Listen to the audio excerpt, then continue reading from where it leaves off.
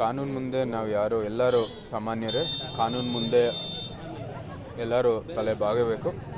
ಇವತ್ತು ಕೋರ್ಟ್ನಿಂದ ಭಾಳ ಸ್ಪಷ್ಟವಾದಂಥ ತೀರ್ಪನ್ನು ಬಂದಿದೆ. ಆದೇಶ ಮೇರೆಗೆ ಮುಂದುವರಿಬೇಕಾಗಿದೆ ಮತ್ತು ಆ ಪ್ರಕರಣ ಇವತ್ತು ಏನು ಮುಗಿದಿದೆ ಮತ್ತು ಅಂತ್ಯದಲ್ಲಿ ಬಹುಶಃ ಒಂದು ರೀತಿ ನ್ಯಾಯ ಸಿಕ್ಕಿದೆ. ಅವತ್ತು ಅನುಭವಿಸಿರ್ತಕ್ಕಂಥ ಏನು ಸಂತ್ರಸ್ತರಿಗೆ ನ್ಯಾಯ ಸಿಕ್ಕಿದೆ ಅನಿಸ್ತಾ ಇದೆ ಸರ್. ಇವತ್ತಿನ ಪ್ರಕ್ರಿಯೆ ಪ್ರಕಾರ ನ್ಯಾಯಾಂಗದಿಂದ ಇವತ್ತು ನ್ಯಾಯ ಸಿಕ್ಕಿರತಕ್ಕಂಥದ್ದು ನಾವು ನೋಡೋದು. ಇದು ಇವತ್ತಿನ ವ್ಯವಸ್ಥೆಯ ಪ್ರಕ್ರಿಯೆ.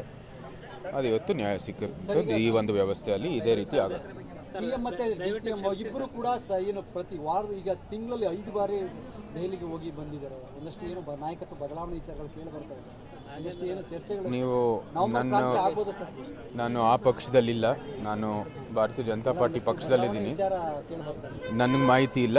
ನನ್ನ ಎಲ್ಲ ಮಾಹಿತಿ ಇರೋದು ನಿಮ್ಮಿಂದಾನೇ ಬಂದಿರತಕ್ಕಂಥದ್ದು. ಮಾಹಿತಿ ಇದ್ದರೆ ನಿಮ್ಮ ಜೊತೆ ಹಂಚ್ಕೋತೀನಿ. ಇದು ಭಾಳ ಸ್ಪಷ್ಟವಾಗಿ ನಾನು ಆಗಲೇ ಈ ವಿಷಯವನ್ನು ಎತ್ತಿದ್ದೀನಿ ಪಾರ್ಲಿಮೆಂಟಲ್ಲೇ, ಸಂಸತ್ತಿನಲ್ಲಿ. ಈ ಭಾಳ ಗಂಭೀರವಾದಂಥ ವಿಷಯ. ಸುಮಾರು 390 ಕೋಟಿಯಷ್ಟು ವೆಚ್ಚದ ಒಂದು ಡ್ರಗ್ಸಿನ ಒಂದು ಪತ್ತೆ ಆಗಿರ್ತಕ್ಕಂಥದ್ದು ಮೈಸೂರಲ್ಲಿ ಭಾಳನೇ ಗಂಭೀರ. ಅದಕ್ಕಿಂತ ಒಂದು ಗಂಭೀರವಾಗಿರ್ತಕ್ಕಂಥದ್ದು ನಮ್ಮ ರಾಜ್ಯದ ಏನು ಕಾನೂನು ಸುವ್ಯವಸ್ಥೆಯಿಂದ ಇದೇನು ಹಿಡಿದಿಲ್ಲ. ಮಹಾರಾಷ್ಟ್ರ ಪೊಲೀಸ್ ಬಂದು ಇಲ್ಲಿ ಹಿಡಿದಿರ್ತಕ್ಕಂಥದ್ದು ನಿಜಕ್ಕೂ ಆಶ್ಚರ್ಯ ಆಗಿದೆ ನಮ್ಮೆಲ್ಲರಿಗೂ ಕೂಡ.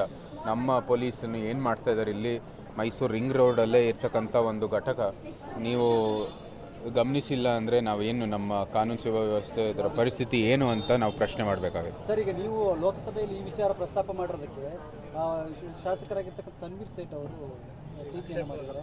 ಯಾಕೆ? ತಾವು ಕೂಡ ಒಬ್ಬರು ಜನಪ್ರತಿನಿಧಿ, ನೀವು ಕೂಡ ಆ ಕ್ಷೇತ್ರ ವ್ಯಾಪ್ತಿಗೆ ಸೇರ್ತೀರಾ, ನೀವು ಇದನ್ನು ನಿಮ್ಮ ಗಮನಕ್ಕೆ ಬಂದಿರಲಿಲ್ವಾ? ಡ್ರಗ್ ಘಟಕ ನನ್ನ ಗಮನಕ್ಕೆ ಏನು ಬರುತ್ತೆ? ಅಲ್ಲ, ನೀವು ಕೂಡ ಒಬ್ಬರು ಜನಪ್ರತಿನಿಧಿಯಾಗಿ ನಮ್ಮ ಮೈಸೂರು ಮಾನ ಮರ್ಯಾದೆ ನೀವು ಅಲ್ಲೋಗಿ ತೆಗ್ದಿದ್ದೀರಾ ಅನ್ನೋ ಮಟ್ಟದಲ್ಲಿ ಮಾತಾಡಿದ್ದೀರಿ. ಪ್ರಥಮವಾಗಿ ಇದು ಮೈಸೂರು ಮರ್ಯಾದೆ ಪ್ರಶ್ನೆ ಅಂತಲೇ ಅಲ್ಲಿಗೆ ಹೋಗಿ ಮಂಡಿಸಿರೋದು. ನಮ್ಮ ಮರ್ಯಾದೆ ಪ್ರಶ್ನೆ ನಮಗೆ ಪ್ರತಿಷ್ಠೆಯ ಪ್ರಶ್ನೆ, ಅದಕ್ಕಾಗಿ ಮಂಡಿಸಿರೋದು.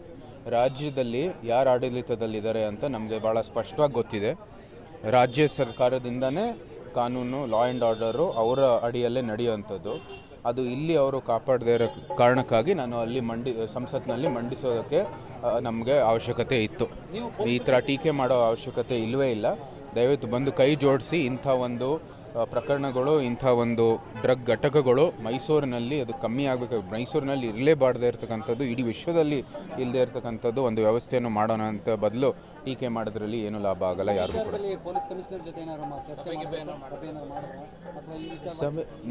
ರಾಜ್ಯದಲ್ಲಿ ಆಡಳಿತ ಪಕ್ಷ ಇದ್ರ ಬಗ್ಗೆ ಒಂದು ಗಮನ ಇಟ್ಕೊಂಡು ಮುಂದುವರಿಬೇಕಾಗಿರ್ತಕ್ಕಂಥದ್ದು ಅತಿ ಅವಶ್ಯ. ನಮ್ಮ ಕಡೆಯಿಂದ ಕ್ಷೇತ್ರ ವ್ಯಾಪ್ತಿ ಆದರೆ ನಾನು ಎಲ್ಲಿಗೆ ಪ್ರತಿನಿಧಿ ಅಂತ ದಯವಿಟ್ಟು ನಿಮ್ಮ ಗಮನಕ್ಕೂ ಬರಲಿ. ಈ ಕ್ಷೇತ್ರದ ಜನತೆಗೆ ಭಾಳ ಸ್ಪಷ್ಟವಾಗಿ ಗೊತ್ತಿದೆ ಮತ್ತು ಕ್ಷೇತ್ರದ ಜನಪ್ರತಿನಿಧಿಗಳಿಗೆ ನಾವು ಸ್ಪಷ್ಟವಾಗಿ ಹೇಳ್ತೀವಿ, ಕೇಂದ್ರದ ಪ್ರತಿನಿಧಿ ನಾವು. ಕೇಂದ್ರಕ್ಕೆ ನಮ್ಮ ಜನತೆ ಆಯ್ಕೆ ಮಾಡಿರ್ತಕ್ಕಂಥದ್ದು. ನಾವು ಇಲ್ಲಿಯ ಸ್ಥಳೀಯ ಒಂದು ಏನು ಲಾ ಆ್ಯಂಡ್ ಆರ್ಡರ್ ಅಧಿಕಾರಿಗಳಿದ್ದಾರೆ ಅವ್ರ ಜೊತೆನೂ ಚರ್ಚೆ ಮಾಡ್ತೀವಿ. ಆದರೆ ರಾಜ್ಯದಲ್ಲಿ ಲಾ ಆ್ಯಂಡ್ ಆರ್ಡರು ರಾಜ್ಯ ಸರ್ಕಾರದ ಸಬ್ಜೆಕ್ಟ್, ಸ್ಟೇಟ್ ಸಬ್ಜೆಕ್ಟ್. ಅದು ಭಾಳ ಸ್ಪಷ್ಟವಾಗಿ ಎಲ್ಲರಿಗೂ ಗೊತ್ತಿರಬೇಕಾಗಿರ್ತದೆ ಅಂತ. ಆಡಳಿತ ಪಕ್ಷ ಯಾರು, ಆಡಳಿತ ಜನಪ್ರತಿನಿಧಿಗಳು ಇದ್ದಾರೆ, ಆಡಳಿತ ಪಕ್ಷದವರು, ಅವರು ಇದ್ರ ಬಗ್ಗೆ ಟೀಕೆ ಮಾಡೋದು ಬದಲು ತಮ್ಮ ಸರ್ಕಾರ ಏನು ಮಾಡ್ತಾ ಇದೆಯೋ ಇಲ್ವೋ ಅಂತ ಅವರು ಪ್ರಶ್ನೆ ಮಾಡಲಿ.